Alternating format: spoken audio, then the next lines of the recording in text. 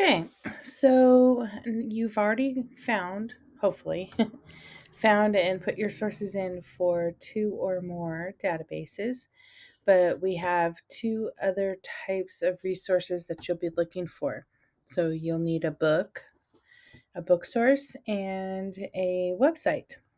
And so we'll talk about both of those. I'm starting here at the library webpage. And I'm going to, first of all, log into Noodle Tools. And for you guys, it's your first name dot last name. And then it's your LAUSD email without the @mymail. And when you get in, you should see your project here. If you don't see this symbol, then you haven't shared with Mr. Paisano, and you'll need to do that. To get into your project, you need to click on the blue words that is the name of the person you're studying. So it shows me that I have 3 database articles, 1 from Encyclopedia Britannica and 2 from Gale. And I'm going to need to find some more. So I'm going to go back to the library website, and I'm going to go to the library catalog. And then I need to click catalog a second time. This is the traditional way of searching, but I prefer Destiny Discover. And in Destiny Discover, you can get a citation for books, which is really great. So I'm going to click over here. I'm studying Bessie Coleman. And I'm going to hit search. So we have one book with Bessie Coleman. It's this book titled Women with Wings. It says that it's on the shelf here. That just means that when the library is not checked out, it's in the main room. Over here, green means it's in. Nobody's checked this book out. So if I want more information, I'm going to click on the title of the book. And then over here, I'm going to click on more details.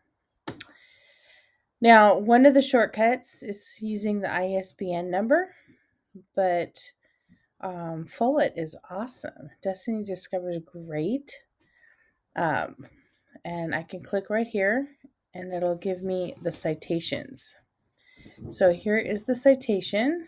I can click right there. It will copy it. And now I'm going to paste that into Noodle Tools. So I'm coming over here, and I click New Source. Now for a book, a physical book that I'm holding in my hand, it's printed on paper. Click there, and I'm going to click Book. Now, normally, the old-fashioned way is you have to fill in all this information. You have to look in the book and find it. Or you can find the book's ISBN number, do a shortcut there. But now that I have copy and paste, I click that, and I paste, and I hit save. And there's my book. Okay, now, this is telling me that the call number is 921 MCL. And so to actually find the book, I'm going to first look for the number 921, and the 920, not 921.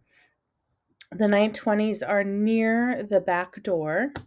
There will be several shelves that are 920s because those are grouped by biographies. And then I'll have to look it up under MCL.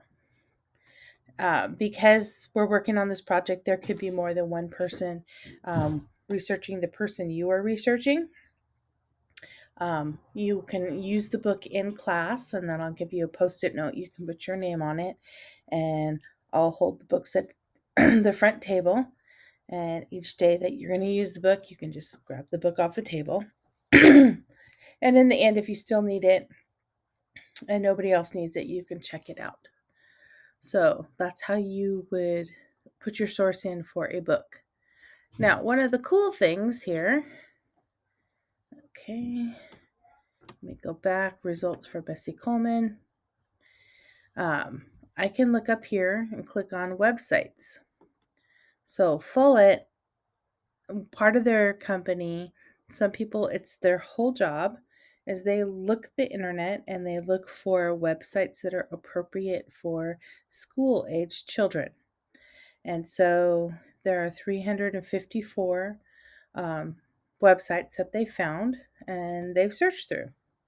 So if I look here, it will tell me this is the name of the article. This would be the URL. This is a quick little summary of what's on that article. And over here, it tells me like what grades it's appropriate for. And sometimes when you look, it'll tell you like this is encyclopedia article and it's a biography. And you can kind of look through. This one has videos on it. And let's see which one. There was one I was looking at earlier. I think it was this one right here.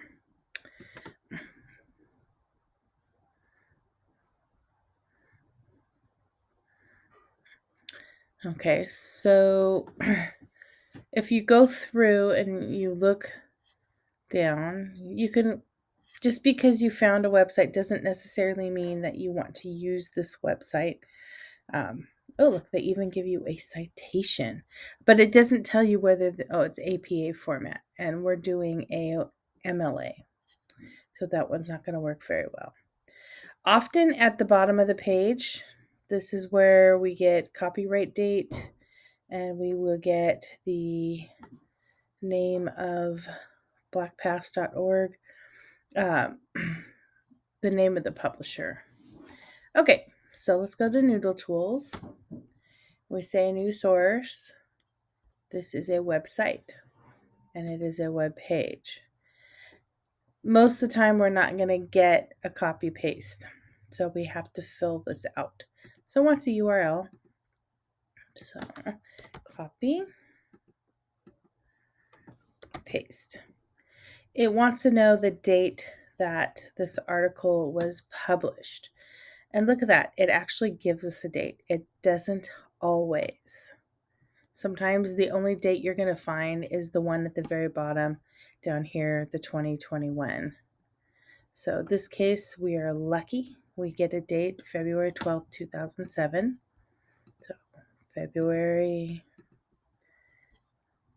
12, 2007.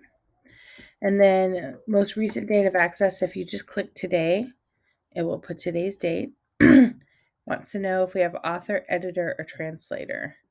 And we actually, it said contributed by, so Clay T. D. White.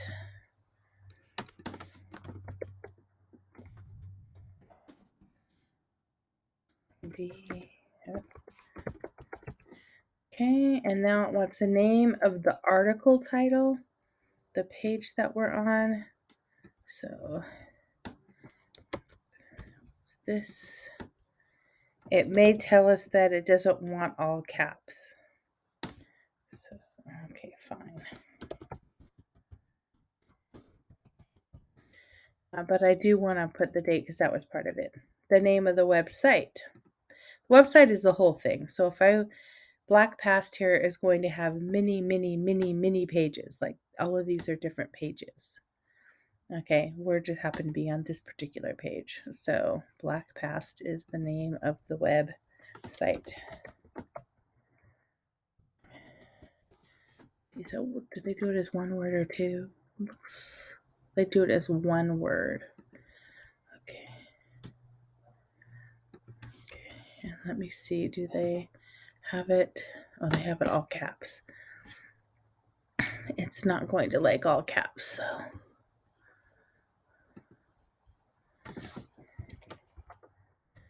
Okay. And then the publisher of the site is Black Past as well. A lot of times the name of the website and the name of the publisher is the same, but not always. So I put in everything I can and then I say save. Now you can also go to Google and you can search. Now, there's 4,300,000 results. There's no way I'm going to go through all of them. Nope. And so you're going to have to do a little evaluating on your own. So you have to think about, like, who would be an expert on this topic, which companies or what groups would be giving me information that I could rely on. Most teachers are going to tell you they don't want you to use Wikipedia. Womenshistory.org. I've used them before when I do things for Women's History Month. I do biography.com a lot. Also, PBS is a really cool one. So, PBS does a lot with educational things. So, I like it. Okay, so I'm going to just show you how to cite this R1 just because doing websites is the most difficult. So I'll do a second one. New source, website, web page. And then I come over here and I'm going to grab the URL and I'm going to paste. I'm going to look, when do we have a date? When did they put this article up?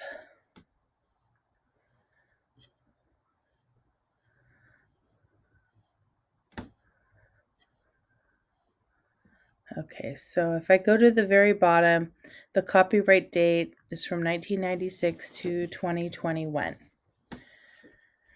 And then I didn't see anything at the top. I don't know if you did. I'll just check one more time. Bessie Coleman. Okay, those dates are not the dates that the article was put up. It's the dates of her life. Okay. So I can only put the most recent date and the copyright date. So I put 2021. Click today. I didn't see an author, editor, or translator, but I'll look one more time. Usually authors would come near the title of the article. Okay, and you're looking for an actual person's name. Okay, or it comes at the very end of the article, and I did not see any there. So I cannot put in that. I leave it blank. The name of the web page or the article title. So back to the top. Okay, it's just Bessie Coleman. Okay. And then the name of the website itself. Okay. This is American Experience, and then PBS is going to be our publisher. Okay, I got PBS up here. It says PBS there. American Experience, yes. Okay.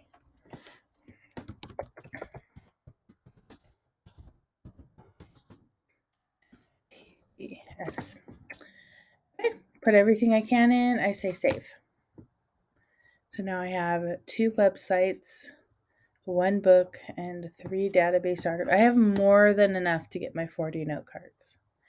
Okay, just a note on the books. So let's say you do your search and no books come up. It's just empty. It'll probably have websites, but it won't have a book. Okay, that's when you're going to come talk to me, because chances are I probably have a reference book that has information about the person you're studying, and then we'll look through the reference books and find a book for you. You're also welcome to go to a public library and check out a book there. Okay, if you have any questions, ask me, but have fun searching for resources for your topic.